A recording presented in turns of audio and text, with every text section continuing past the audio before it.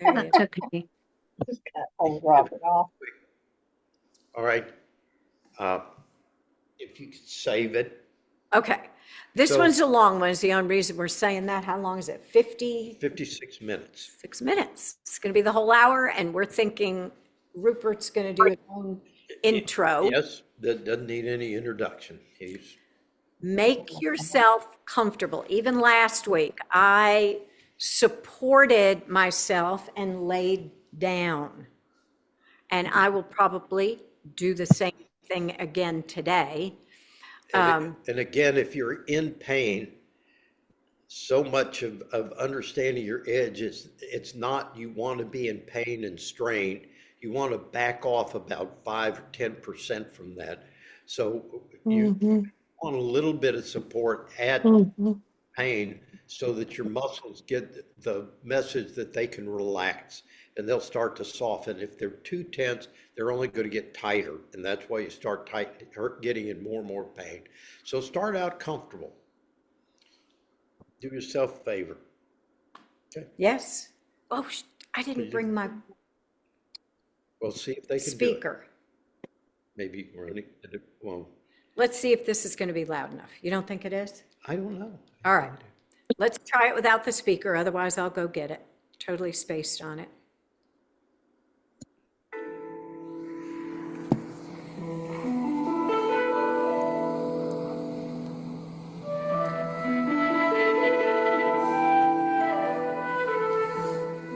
And remember, keeping your eyes open will help you stay present and avoid getting to sleep, going to sleep. Okay. If we believe What did he say? and I'm going to feel have to go Help get you my avoid going to sleep. Keep your eyes open. I am the body, stop. Ooh. then it will Okay. seem to us I'm going to go get the speaker. part of our experience takes place on the inside and part of our experience on the outside.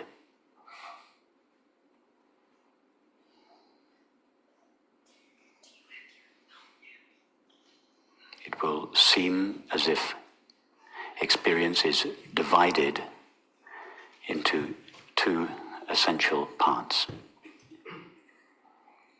An inside part made out of mind,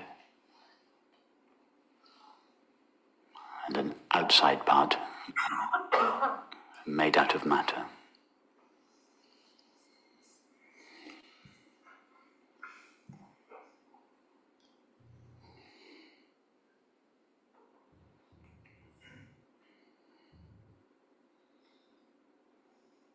The inside part, thoughts, images, feelings, sensations,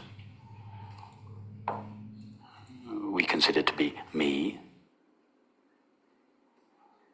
The outside part, perceptions of the world, we consider to be not me.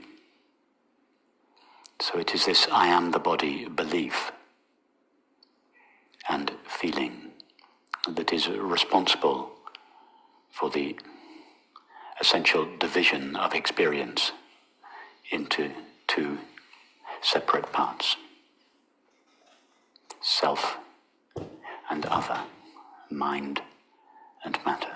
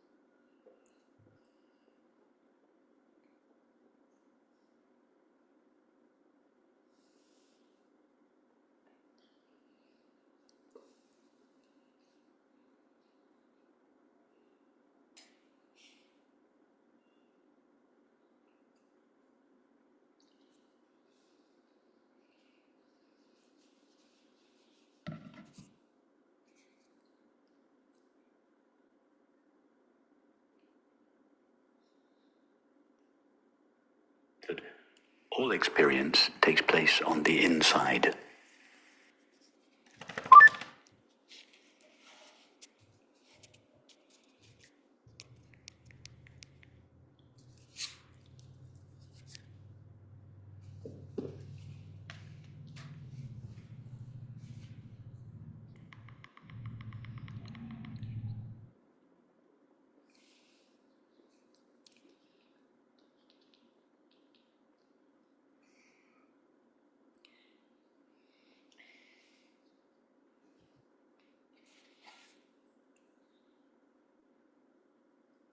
Having technical difficulties here. I'm still not connected. You weren't on. Keeps Okay, I am now. Okay.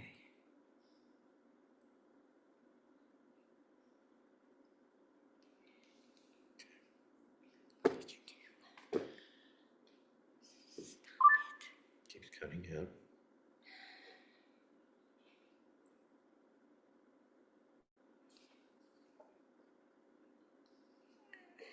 I'm sorry, people.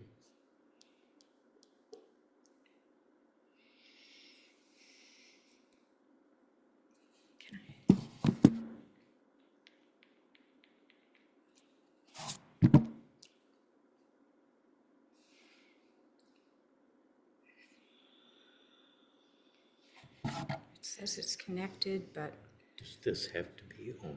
no. Okay. Good.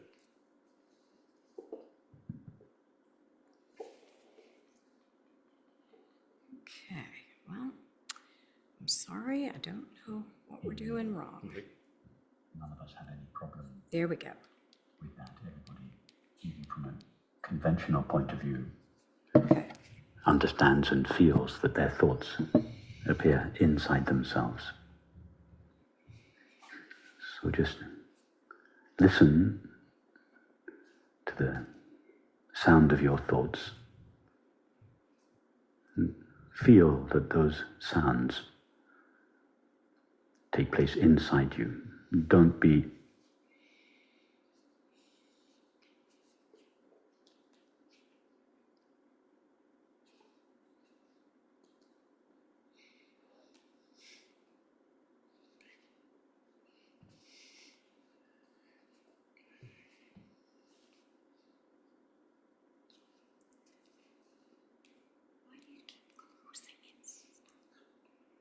interested in the content of your thoughts. Just listen to them as abstract sounds, as you might listen to music.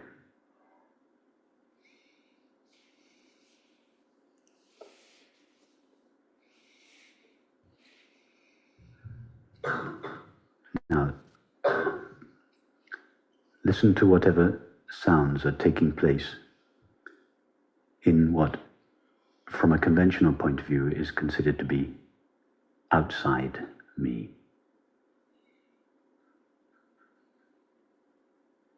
For instance, listen to the sound of children running around upstairs.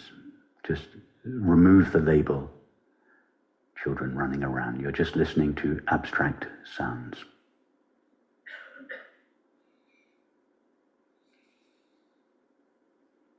And if the children stop cooperating, listen to whatever other sounds are present in the environment, the sound of my voice, the occasional sound of traffic, whatever sounds are present, just listen to the sounds without attributing any content or meaning to them.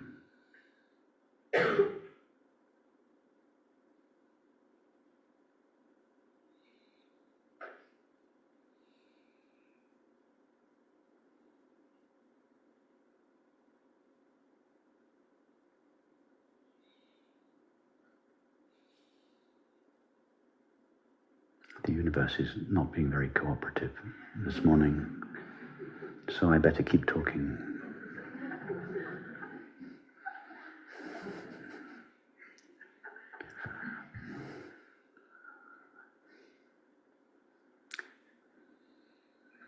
Go back and forth from the sound of your thoughts to the sound of this voice.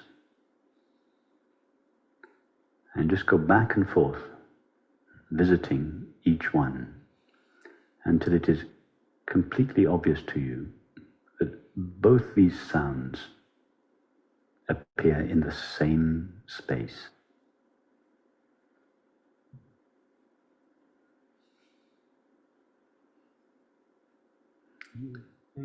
You direct your attention to the sound of your thoughts, and then you direct your attention to the sound of this voice or whatever other sounds are present. And as you go back and forth between the two, see if your attention ever crosses a border.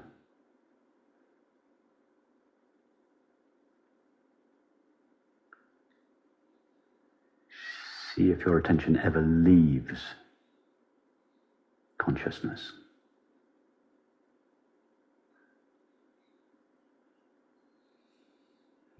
See if your attention ever leaves the inside of me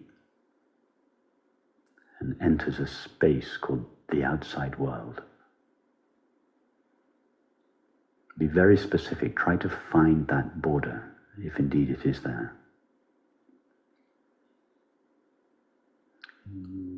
The border where your attention leaves awareness and enters a realm called the world outside awareness.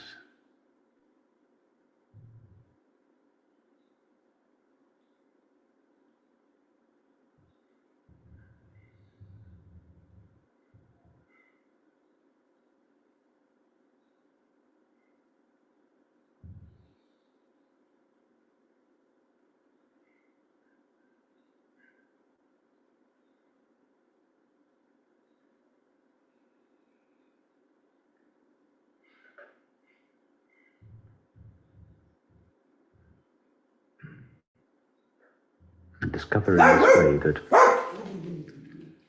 the border between the inside of me and the outside of me is not there. If we believe I am the body, then the border is the skin. But if we understand I am awareness, then there is no border. Attention never leaves awareness.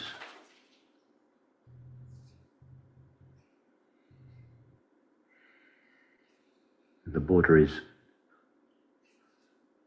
on the map, but it is not in the territory.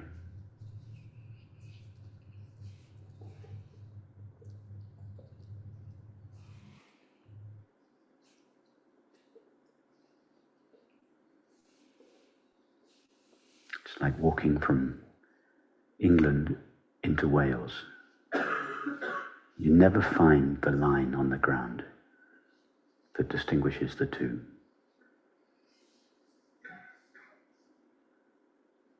It's the same thing here. The border between the inside and the outside of experience, the inside and the outside of me, is never found. Attention never leaves awareness.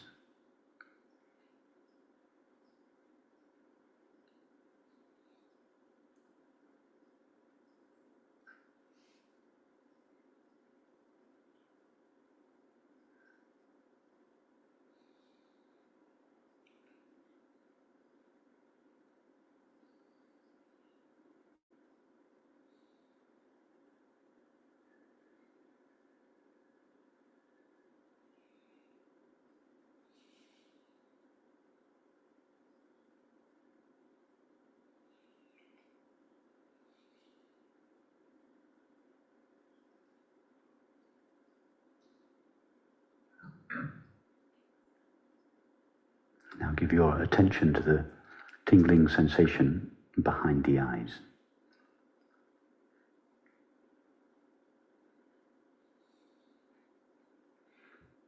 That sensation, even from a conventional point of view, is taking place in me. Now, place your hand on your chair.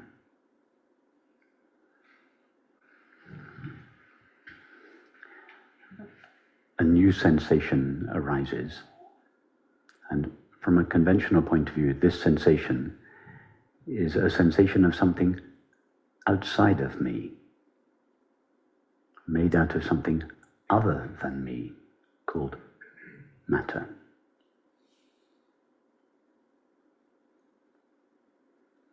And now with your attention again, go back and forth between these two sensations. The tingling, the sensation labeled tingling behind the eyes, and the sensation labeled hand on chair. Drop the labels, just experience the raw, unnameable sensation.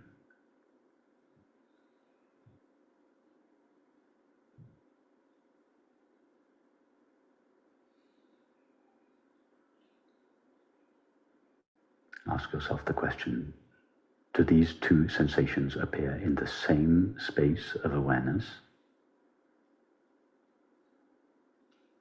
In other words, in the same space of myself? Or does one sensation appear in me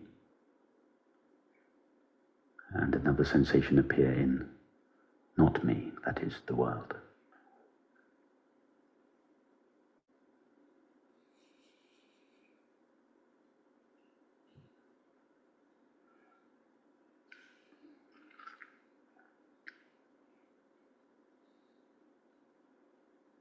And don't just be interested in the sensations, be interested in the space between the sensations. As your attention travels but through this space, from one sensation to the other, try to find that border again. The border between the me and the not me. The border between inside awareness and outside awareness, if indeed there is one.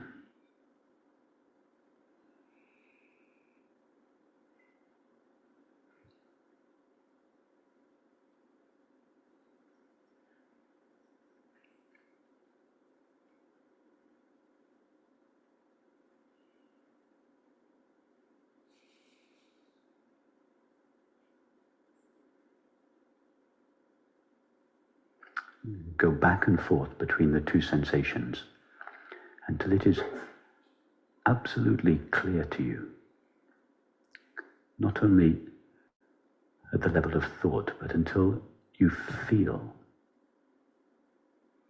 that these two sensations appear in the same space of awareness.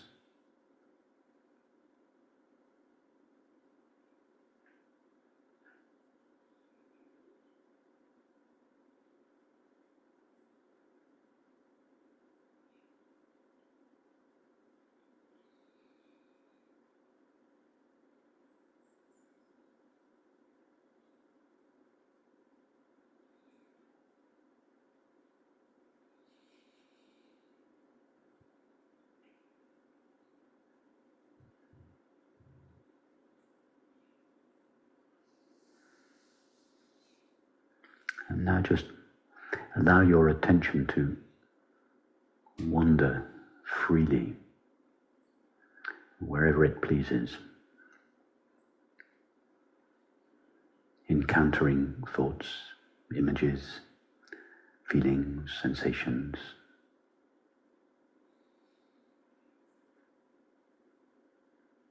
sounds.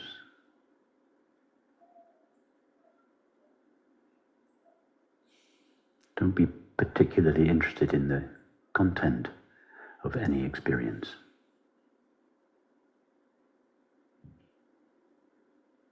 Notice that whatever your attention encounters appears in the same field, in the same aware field.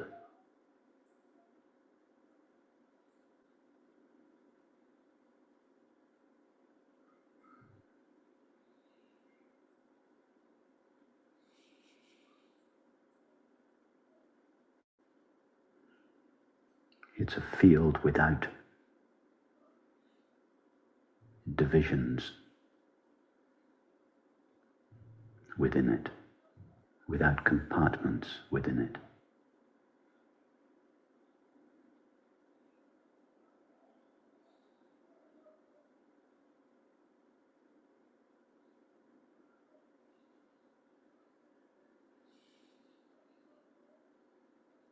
This field is seamless.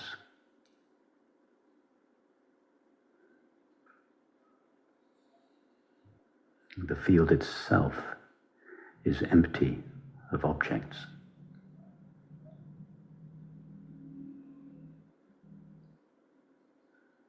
Anything our attention encounters is an object appearing within this seamless field, this seamless aware field.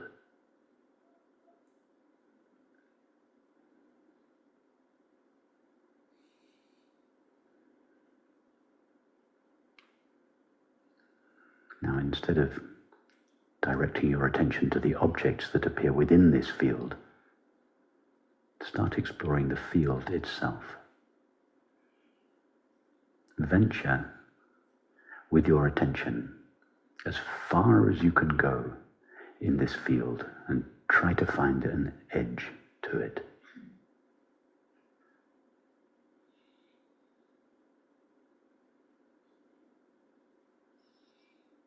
Try to find an edge to the empty, aware field in which your experience appears.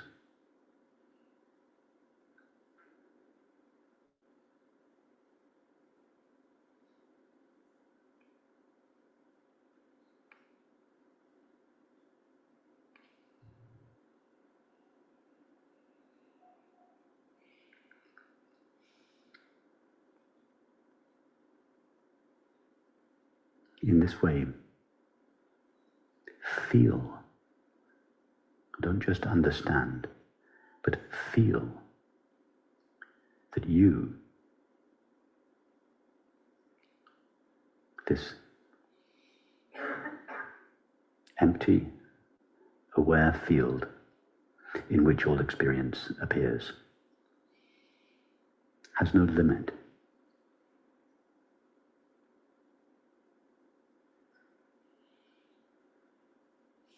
It has no border. Our attention never leaves it. Our attention never encounters any experience outside this field.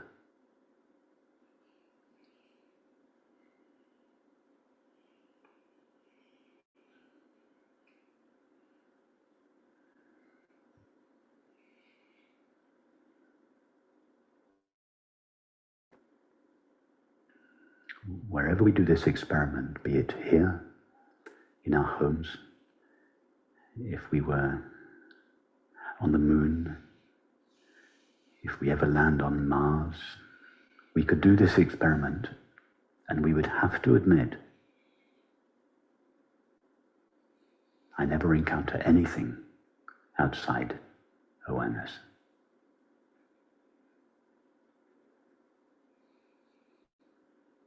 That is, awareness never encounters any experience that takes place outside of itself.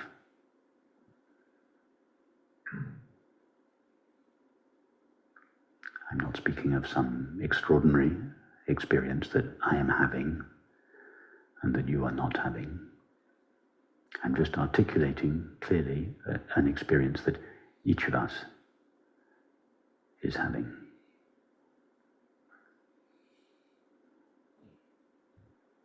We may not have noticed it before, but whether we notice it or not, it is still a fact, an undeniable fact of experience. All experience appears in awareness. And I am that awareness. The body appears in me. I do not appear in it.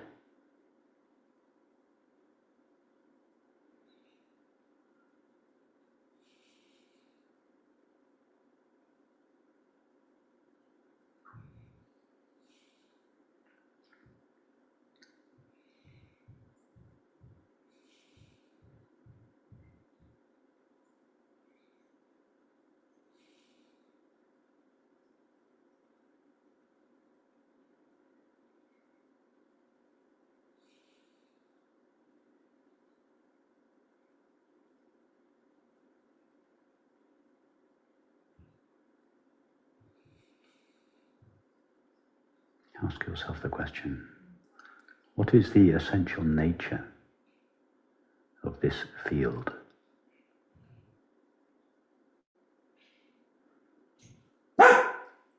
Don't think about it, don't work it out with your mind. You are experiencing it, by which I mean you are the empty, aware field in which your experience, that is, in which the mind, the body, and the world are appearing. The mind, the body, and the world are continuously appearing and disappearing in this field. What about the field itself? What is its nature? That is, what is your nature? What is the nature of I?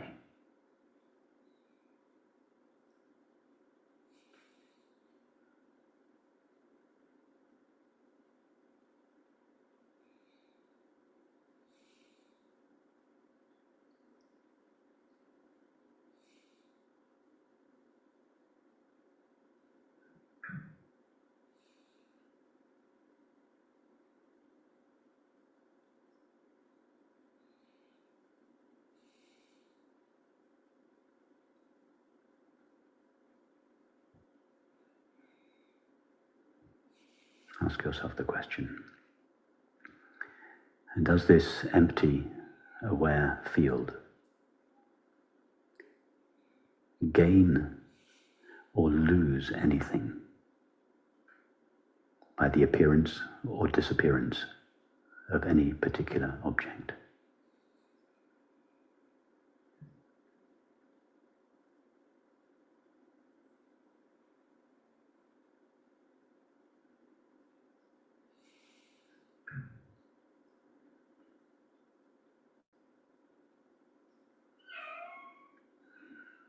Is the field ever stained or hurt or modified when an object appears or disappears?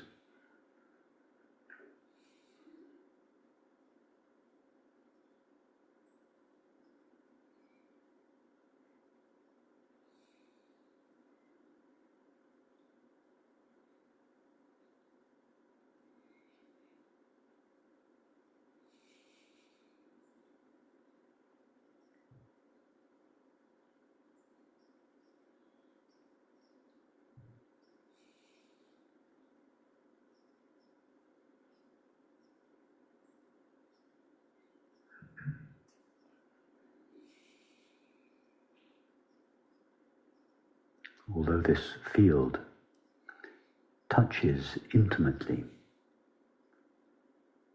every object that appears within it,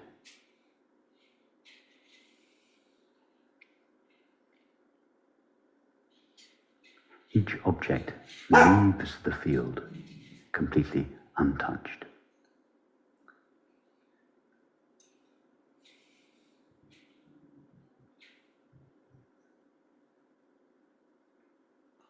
This field is always in the same pristine condition.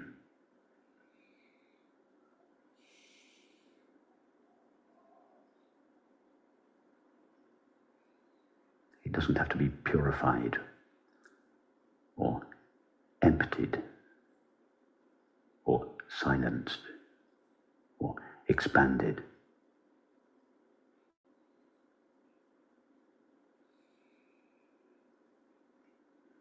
It is already essentially pure, pure in the sense that it is not mixed with any of the limitations of objects.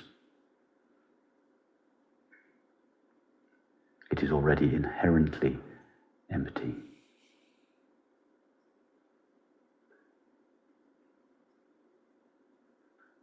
Its nature is already peace itself. No activity or inactivity of the mind could increase or decrease its inherent peace.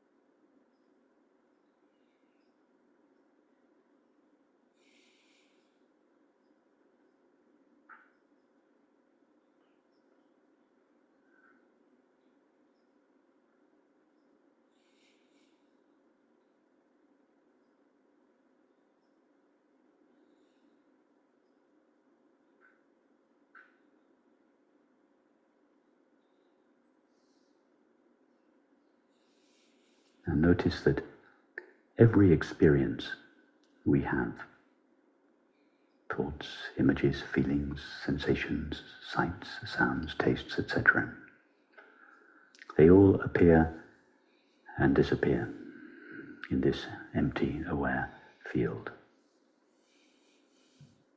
Ask yourself the question: when an object appears, where does it come from?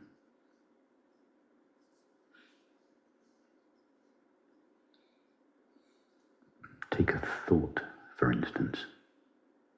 Thoughts are always appearing and disappearing.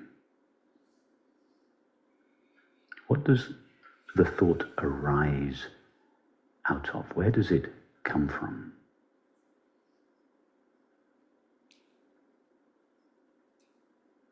Something that appears must come from somewhere.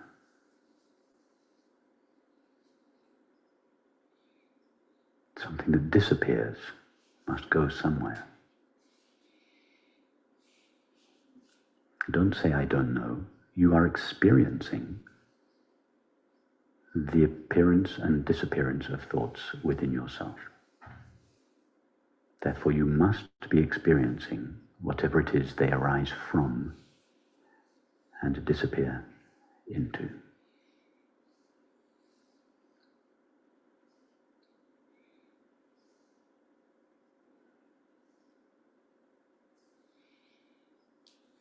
Do the thoughts arise from a place outside the empty, aware field?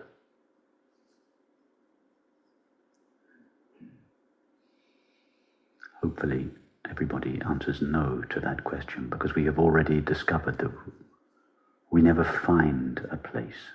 There is no such place.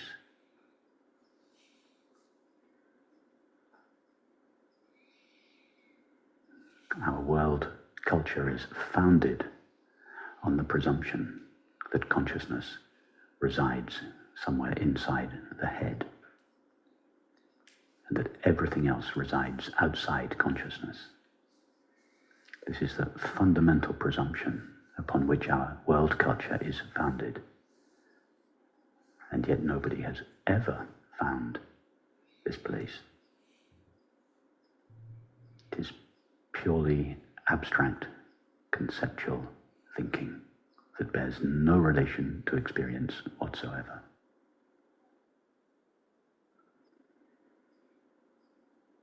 Go back to the thought. Where does it arise?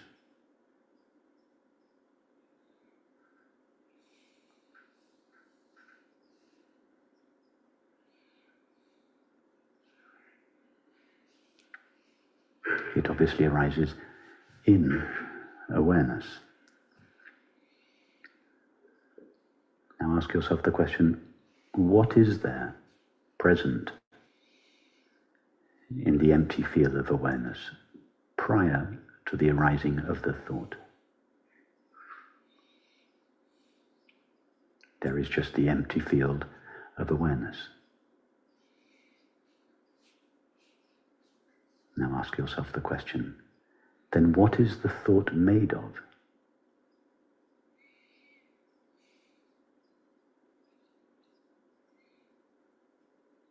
It must be made of whatever is present in the empty field prior to its arising. What is that?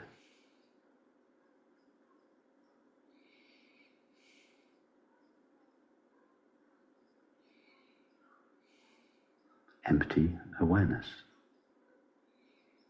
The thought is made of that. There is nothing in awareness other than awareness, out of which the arising thought could be made.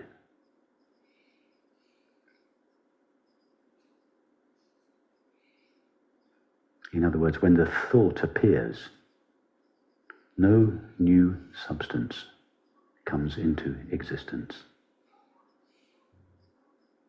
The thought is a temporary modulation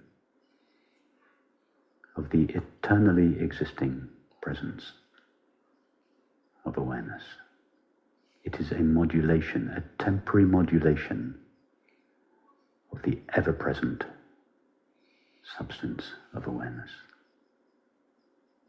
And as such, the thought gives awareness a temporary name and form. Or we could say awareness itself assumes a temporary name and form as it takes the shape of the thought.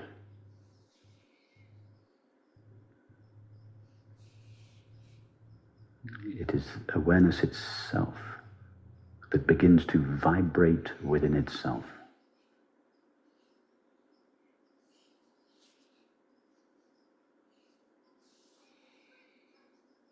And the thought, every thought is a particular vibration of awareness, appearing in awareness, known by awareness, made of awareness.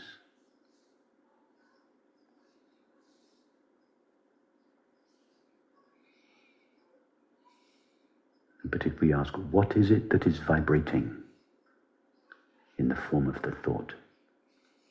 The only stuff there is awareness or consciousness itself.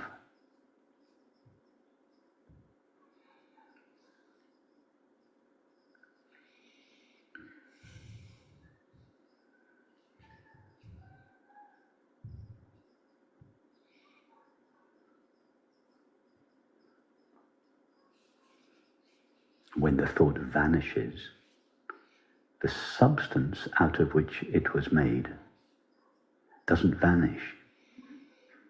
It simply ceases vibrating in the form of that thought.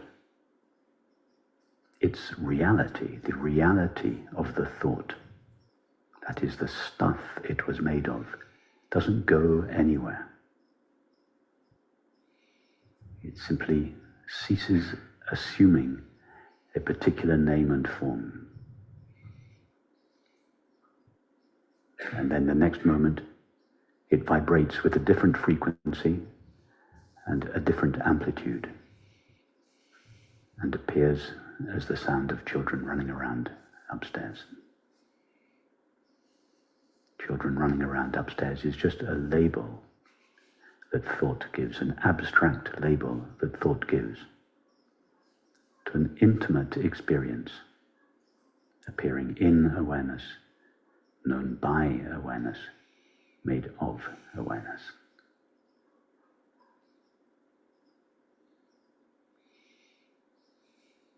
And then awareness ceases to vibrate at that particular amplitude and frequency, and the sound vanishes. But the stuff out of which the sound was made hasn't gone anywhere. It has simply resumed its native state, its original condition.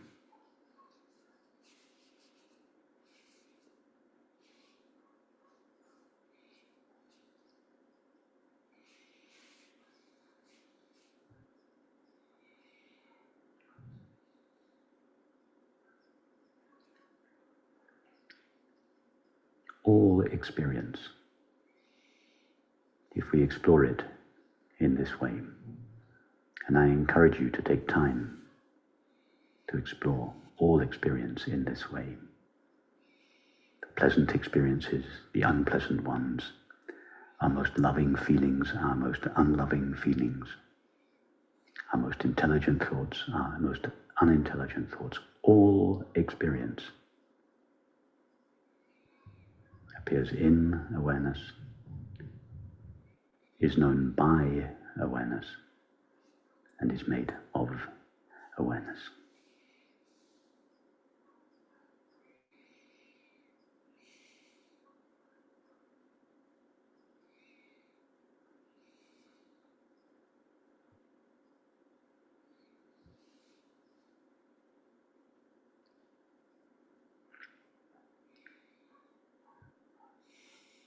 But no experience, no form that awareness assumes ever actually divides the field of awareness into separate objects and selves.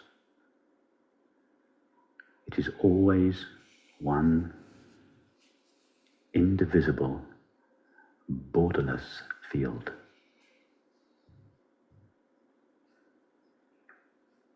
There are no separately existing objects or selves in this field.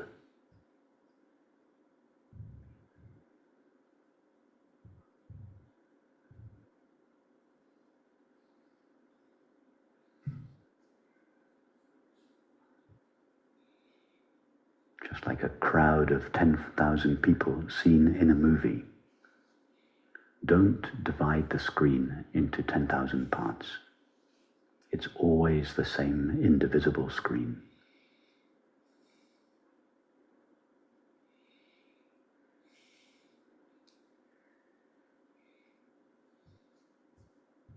This field, this aware field,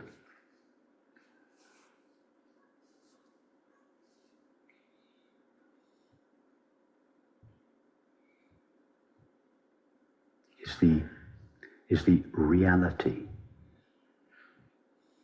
from which all appearances derive their apparent existence.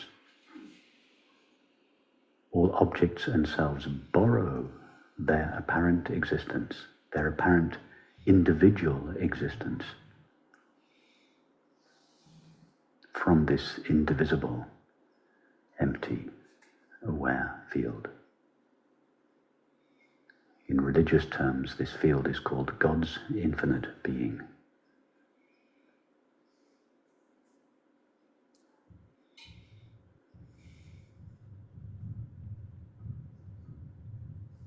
That's what it means, in whom we move and live and have our being. All objects and selves have their being in God's infinite being. Their apparent existence is God's infinite, indivisible being.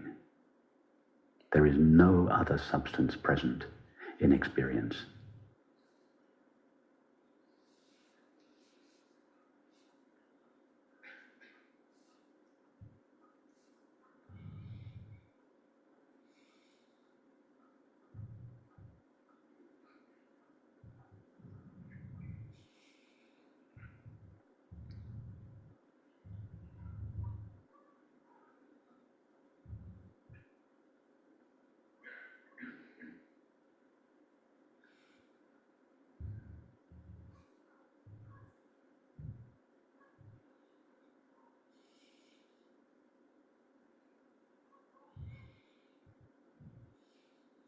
the existence of individual selves and objects is only real from the illusory point of view of one of those selves.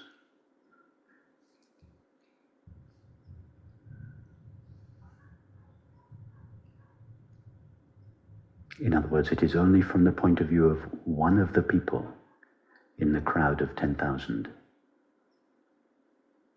that there are 10,000 separate people. And from each of those 10,000 points of view, there are 10,000 separate objects or others.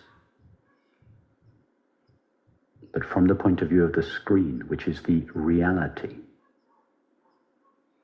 of the appearance of 10,000 people, there is just its own seamless, borderless, indivisible self. The screen never experiences the multiplicity and diversity of objects and others. Infinite consciousness knows nothing of a multiplicity and diversity of finite experience. The infinite can only know the infinite. The finite can only know the finite. It is only from the illusory point of view of the finite that there are finite selves and objects.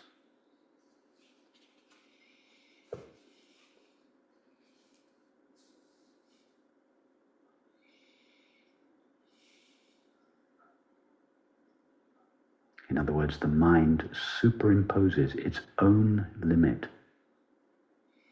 on what it observes and thinks that that limit is inherent in what it observes.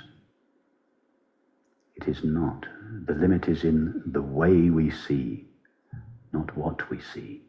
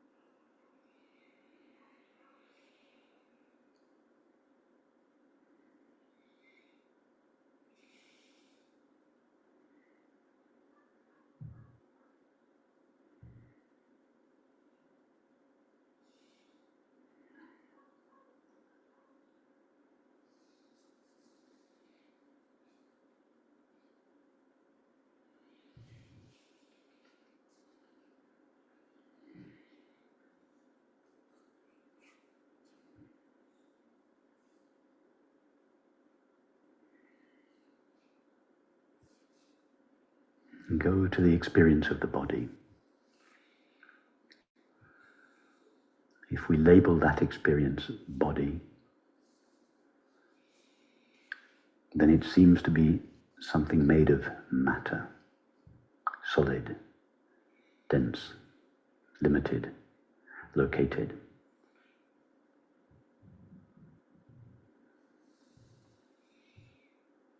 Remove the label body and replace it with the label sensing.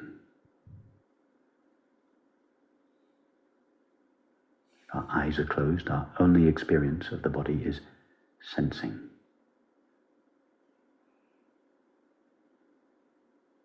The experience of sensing is made of mind, not matter. Nothing has changed. The experience remains identical. Only the label has changed. But with the change of label, we seem to experience the body in a new way. No longer something solid, dense, limited, located, made out of matter. Sensing is just mind.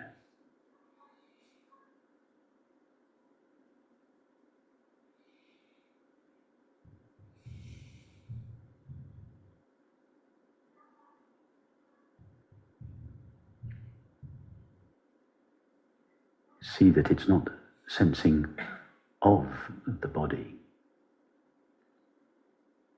The of the body is added by thought. It's just sensing.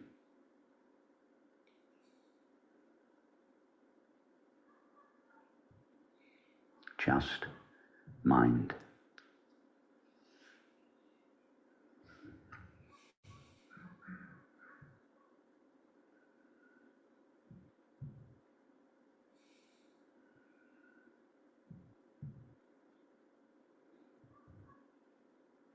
See that the mind does not appear in something called a body, but the body appears in the mind. In fact, the body doesn't appear in the mind, the body is mind. All there is to the body is sensing.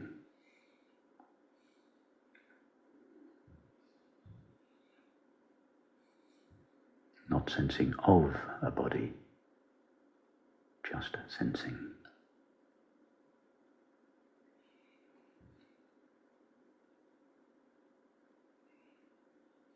But that's only halfway.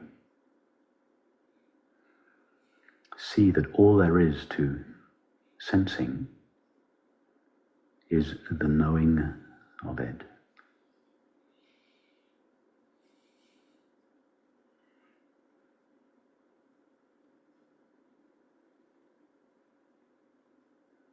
The only substance present in sensing is knowing, pure experiencing, consciousness.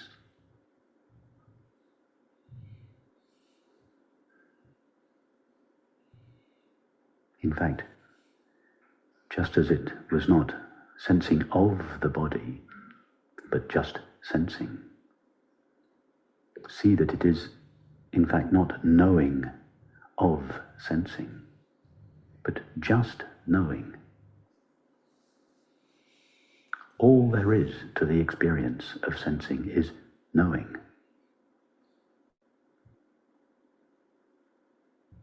All that is there is consciousness.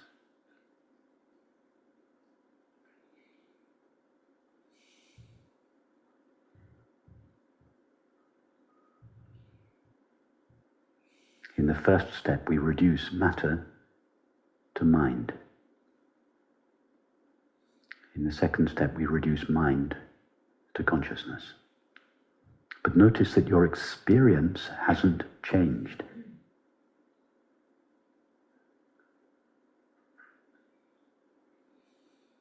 Your experience of the so-called body is the same now as it was 5 minutes ago.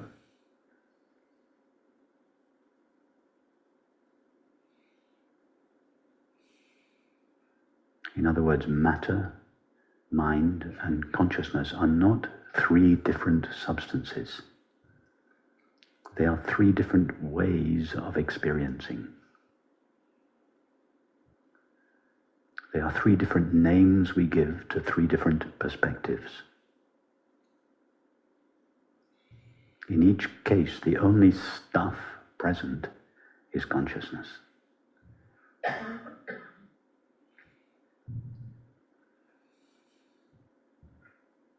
If we identify consciousness with the body,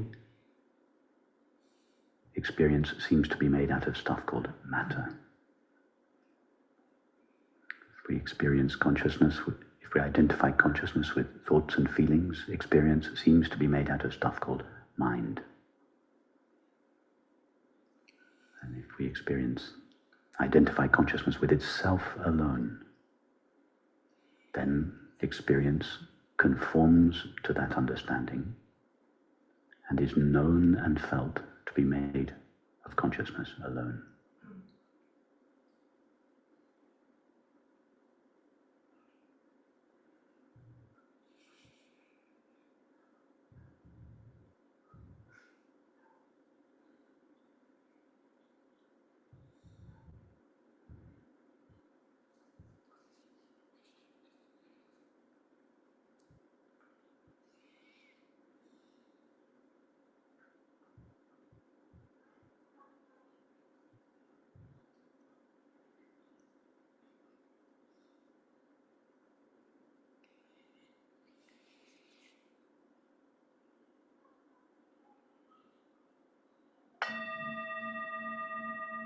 So those are the essential three.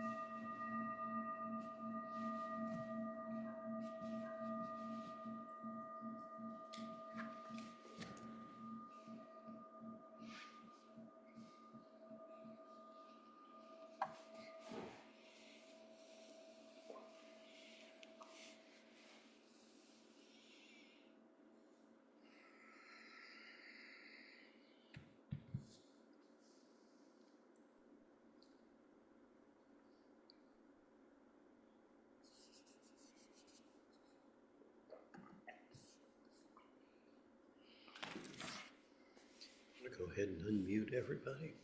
They'll have to do it themselves. Then how do you unmute it at the end? I don't, they do. We all together? Yeah. Okay. All right, if you want, go ahead and unmute yourself.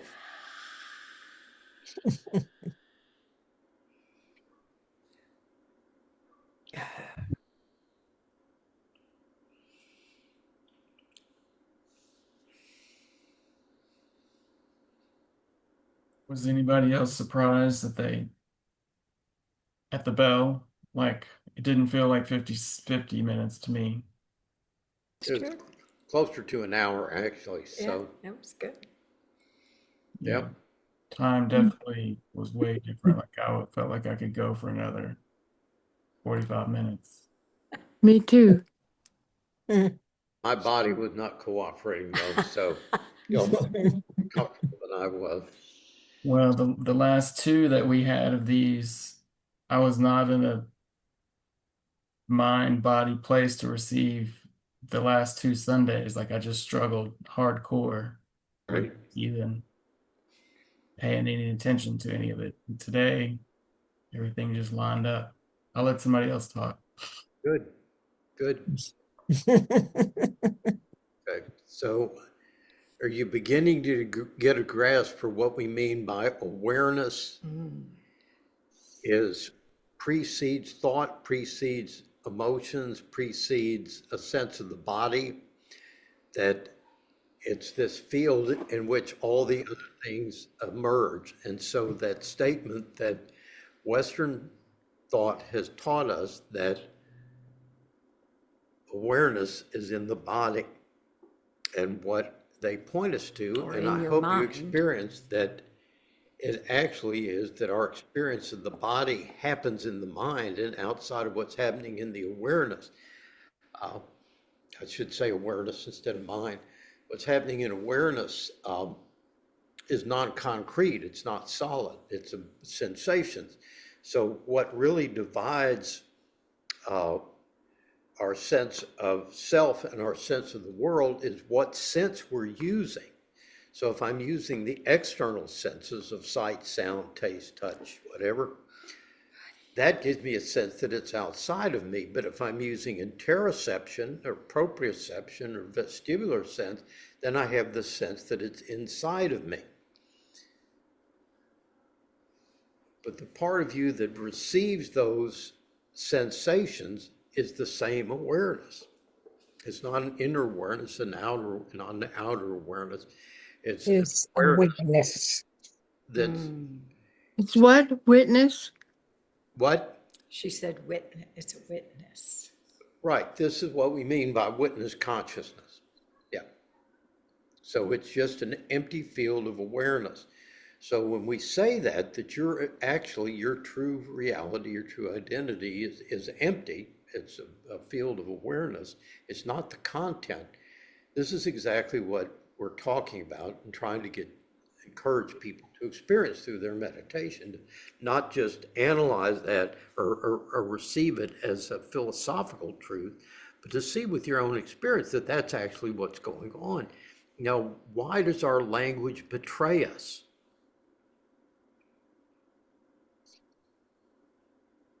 Because our language fundamentally goes against everything I've just said.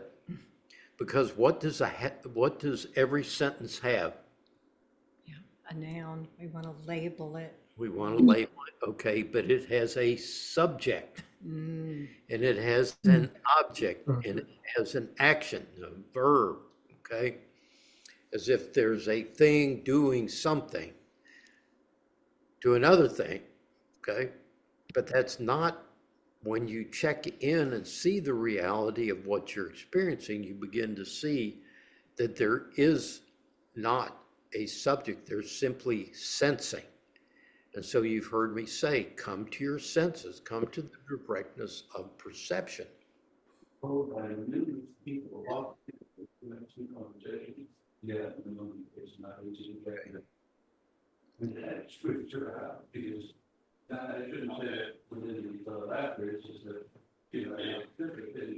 Robert, I can't hear everything Robert's saying, Andy, unfortunately, but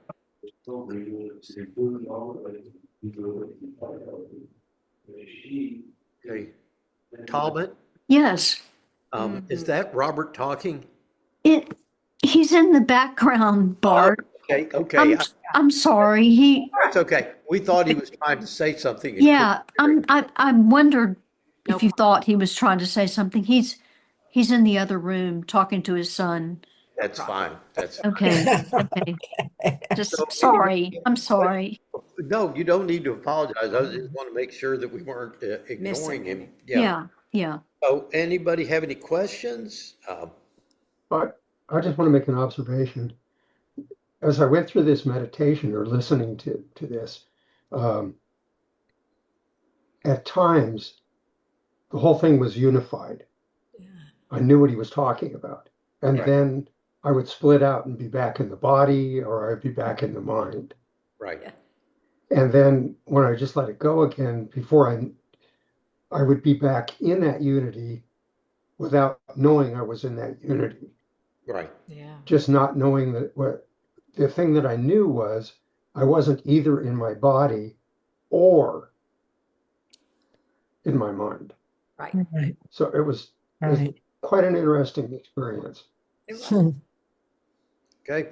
I agree. So he's inviting us to kind of see what does thought come out of? What does the body come out of? Where do these sensations come out of?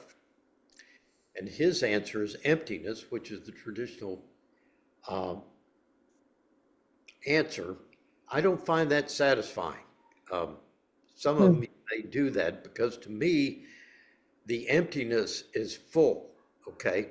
It's full of energy. And that what happens, to my understanding, is that the energy hits resistance. And when it hits resistance, it sets up vibrations, okay? Some harmonious, some disharmonious. But there's a disturbance when you have resistance. So the energy flows freely until it hits a resistance or disturbance, and then it generates thought, does something that wakes us up. So in a lot of mythological languages, the awareness is called the water. Remember, before God created, he moved upon the waters, the face of the waters. There was no thing happening until he spoke. Well, what was the speaking? Speaking was the vibration. Speaking was the resistance that now hits this stuff that's out there, all right? Now, how does that disturbance begin to be dispelled? Well, you wait, it begins to lose energy, it dissipates back into the stillness. So there's really a kind of philosophical thing, is that really nothing, and only in the sense of no thingness. It's not a thing.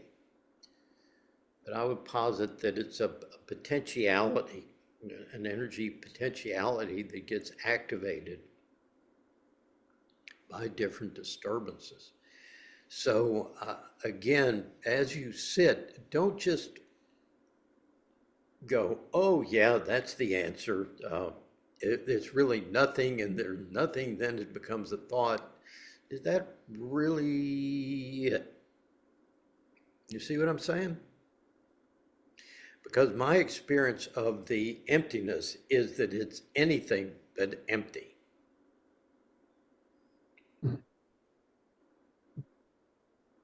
How about y'all? Yeah, I felt that that same way when I was listening to him. I kept thinking, well, everything's not empty. Everything's. I felt like I was being an antenna, and I was receiving all this stuff. It wasn't empty. It Right. was everything. It was Yeah. coming in through all these different channels, all these different ways that I could experience it through my mind, through my senses, through my consciousness. Okay. And it wasn't nothing. It was everything. I agree. And I do think he did an excellent job of the concept of borderlessness. Right. Right. That was excellent. Yep. You know, there was no separation between my sensations inside and the chair or the dog barking or the whatever. Like Bruce, it's all just there. Right. And so you begin to see his thought and body and these things. Really, he's asking about the quality of the experiences. And so I like where you're going, Bruce. As a matter of fact, that you'll hear that language a lot. At Kripalu, they would use it, the emptiness that's everything. And those two things are simply like the gestalt shift between, is it everything or is it no thing? Because if it's everything, then it really is no thing, but no thing is not emptiness. Does that make sense? That's not just wordplay. Yeah.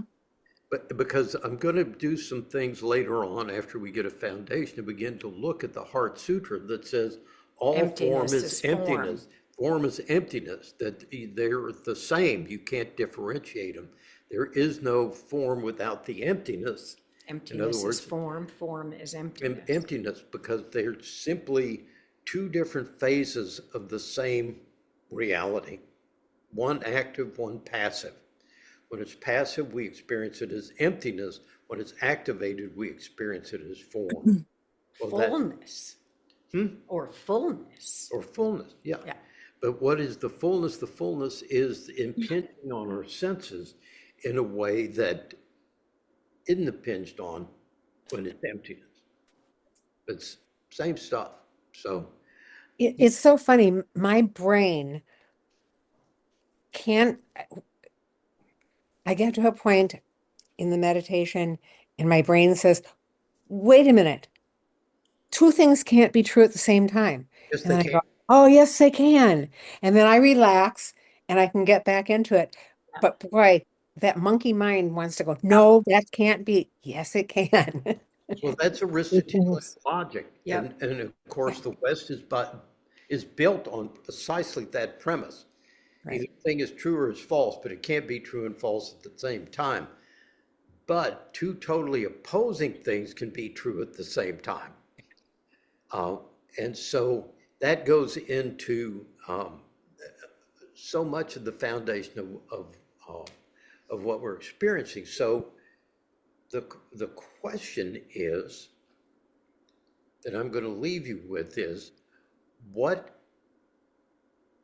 qualitatively changes in your experience when you're experiencing the emptiness that is fullness? So let's call it emptiness / fullness.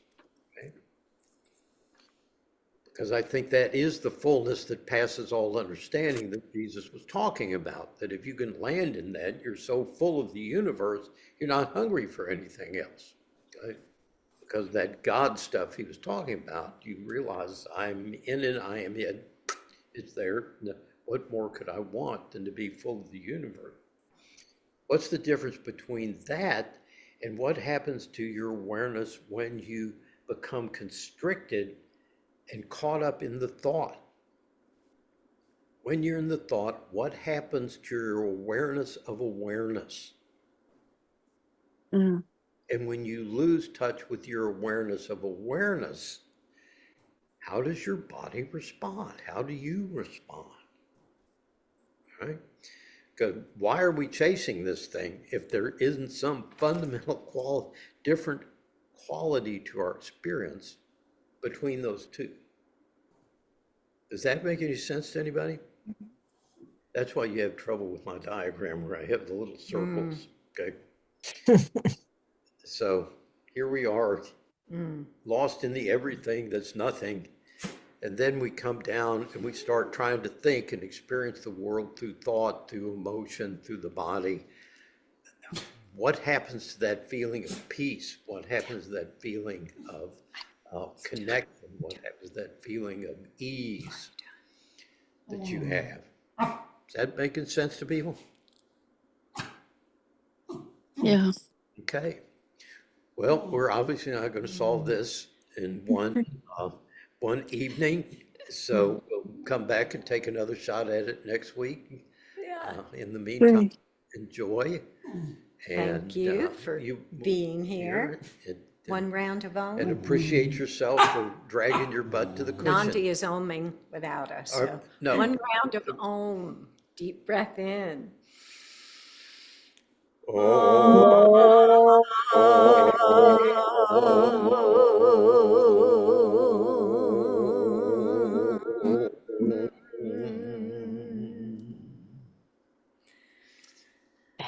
Everybody, love you. Shanti, Thanks peace, for coming. everybody. Namaste. Bye. Thank you. You're Thank welcome. you. Thank you, Linnell and Bart. Thank you. Okay. Thank you, Bob. Bye. See you next time. Next Okay, week. good Bye, luck. Linnell and Bart. Bye, Bye-bye. Galen. you. Bye, Sherry. Bye, Bye-bye. Matthew. Bye, Thank you. Calvin.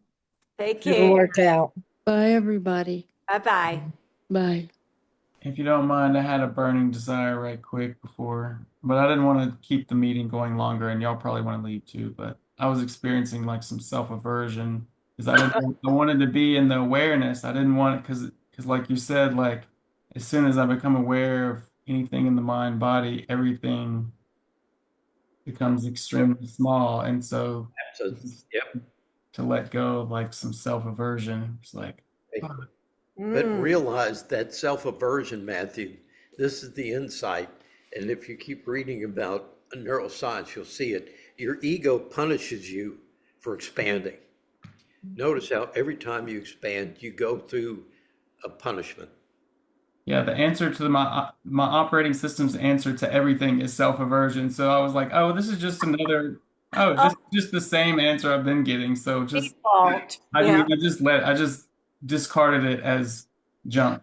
But you can actually train yourself to say, I must have made progress or my ego wouldn't be kicking my ass. Yeah. I'm Well, serious. Yeah. yeah, I mean, it's just, I mean, for the first, yeah, it was a definite Resisting. experience. It was a new reason to be like, oh, being aware of only my mind, body is so limiting and suffering. Painful. Yeah. That's what came up to me. I was like, this is so painful. I didn't want to share that though because it sounded too negative and the meeting was getting long. But I was But like, this is so fucking painful, and it get back to the first noble truth. Yes, exactly. Exactly. That's exactly what it's talking about. When you get into the ego and the constriction, it's suffering. Yeah.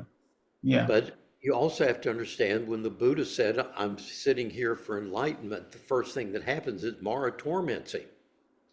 We Yeah. always miss that part. We think it's all just going to be wonderful that we got liberated. We're not going to realize that our operating system is going to punish us. That makes sense. Yeah, that fits. That Yep. makes sense. It wants to reestablish control, and it reestablishes control with guilt, shame, and fear. Yeah, because it did punish me because it was like, yeah, yeah, that makes sense. Yep. So it's just those neural pathways, the same techniques that your abusers used to control you. You introjected that. That's what we call introjection.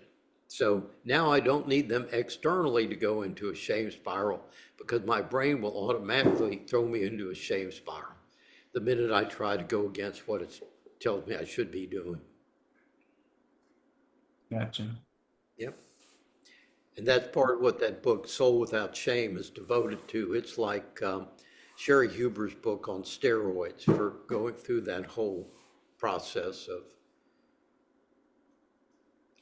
Yeah, that makes sense. Yeah, so good that you're realizing and good that you're pulling out of it without getting too deep into it.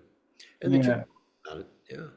yeah, the Buddha, the first thing he went through was torment. Yep. As you can see that. And the first thing Jesus went through was to be challenged by the devil. Throw yourself off the cliff, have the angels save you if you're the Messiah. Turn the stones into bread and feed the poor if you're the Messiah. You know, it's like, prove yourself. He goes, no. All right, man. Appreciate it. Love you. Love you too. See ya.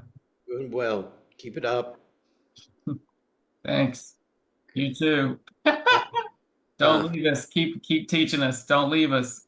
Okay. I don't have control over that. I don't intend to, but it might happen without my permission. Bye. Bye.